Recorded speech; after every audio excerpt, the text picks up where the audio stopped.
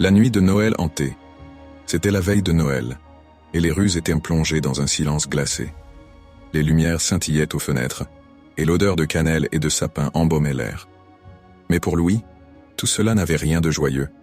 Depuis des jours, il recevait des cadeaux anonymes déposés sur le pas de sa porte, chaque cadeau étant plus étrange que le précédent. Le premier jour, il avait trouvé une petite poupée ancienne, avec des yeux de verre qui semblaient le suivre partout. Le lendemain, c'était un vieux ours en peluche, au sourire cousu de fil noir, tenant un morceau de papier où il était écrit « Jouons ensemble pour toujours ». Chaque nuit, un nouveau jouet apparaissait. Ils étaient tous usés, comme s'ils avaient été aimés à l'excès puis abandonnés. Le 8e soir, Louis découvrit un carrousel musical.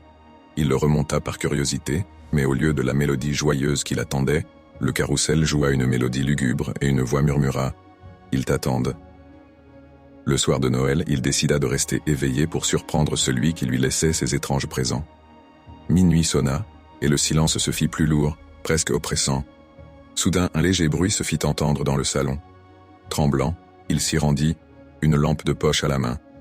Les jouets étaient là, disposés en cercle autour du sapin. Leurs yeux semblaient briller d'une lueur malsaine. La poupée leva la tête et murmura d'une voix enfantine. « Viens jouer avec nous, Louis. Nous t'attendons depuis si longtemps. » Avant qu'il ne puisse bouger, les jouets avancèrent lentement, leurs petits bras se tendant vers lui. Il recula, mais le sol semblait glissant, comme s'il était pris dans une toile invisible. La dernière chose qu'il entendit fut le rire cruel de la poupée, et le carrousel jouant sa mélodie funèbre. Le lendemain matin, on retrouva la maison vide. De Louis, il ne restait qu'une poupée, posée au pied du sapin, les yeux de verre brillants d'une lueur glacée.